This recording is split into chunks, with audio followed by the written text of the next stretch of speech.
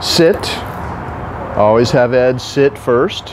He has to wait for your permission to send him over with your right hand, because he's on your left.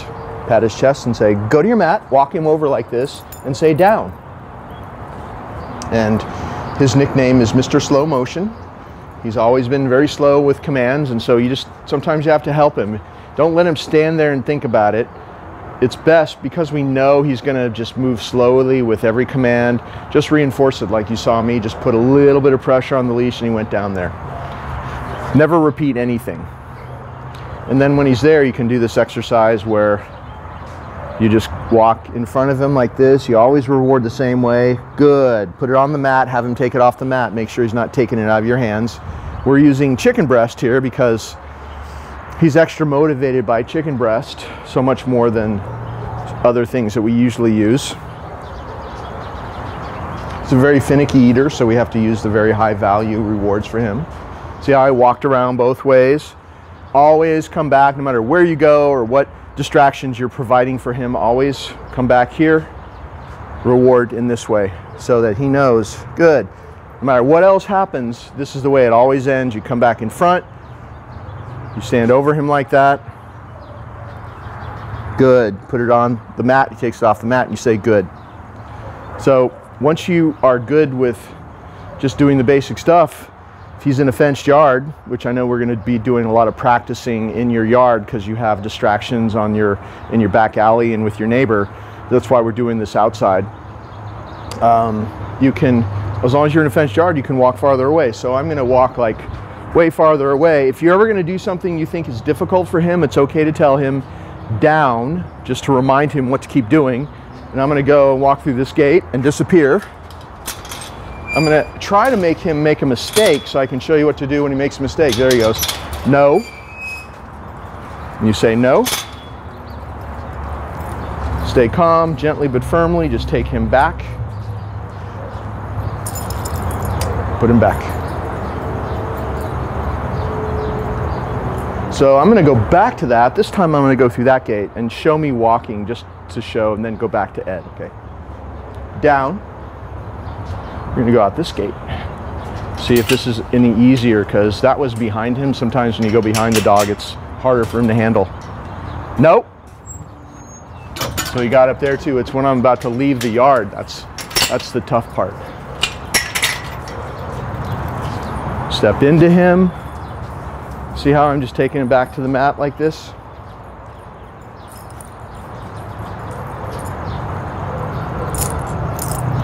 Notice I'm not saying the D-O-W-N word again. I'm just putting him back.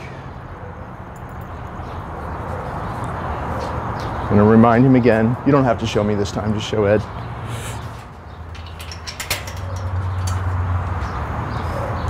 Good.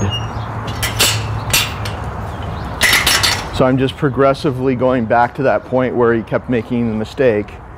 Good. Work my way back to opening the big gate and leaving the yard. Down, because that's obviously really hard for him to handle. Good.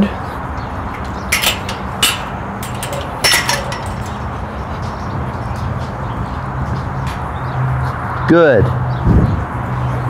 So now I'm going to go all the way out again, and that's what triggered him to keep getting up. So we'll see how he does this time. Down.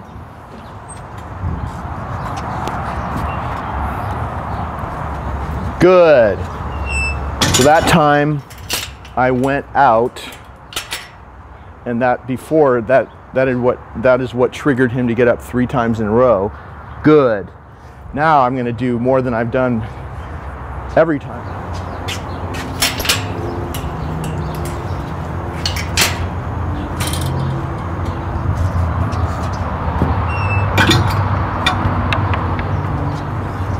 Good. So that took us about 5 minutes to do. He kept making a mistake, getting up every time I go out that big gate.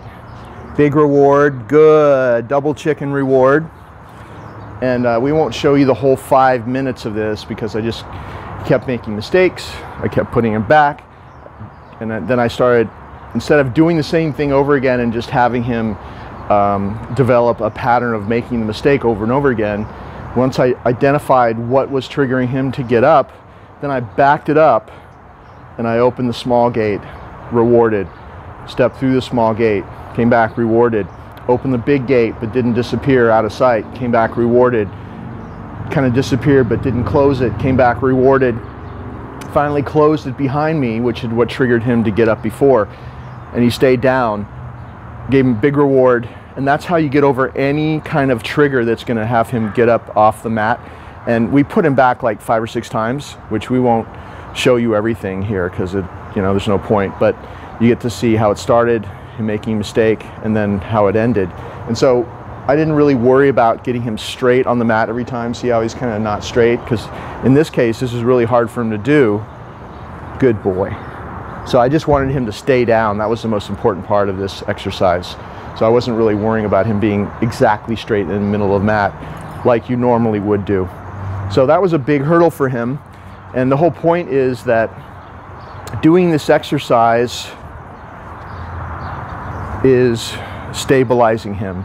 It takes a lot of focus for him to, no matter how reactive he gets, to stay there when there's noises, when you go around the corner and disappear, whatever it is that triggers him. It takes a lot of focus and concentration to stay there no matter what.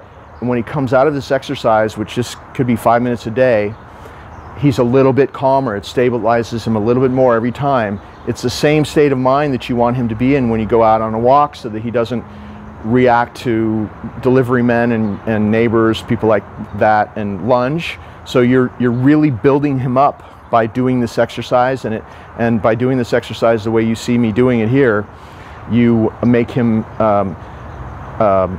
more immune to stress. That's what you're doing here. You're making him immune to stressful situations, so that now, in the presence of those things, he's calmer and he doesn't try to attack and lunge like he used to.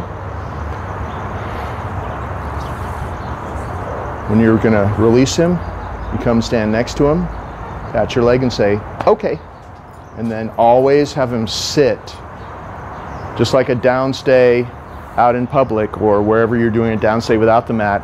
You release him out of a downstay, you have him sit, and then from the sit you can either pat his chest and say go, or you can have him walk with you and say okay.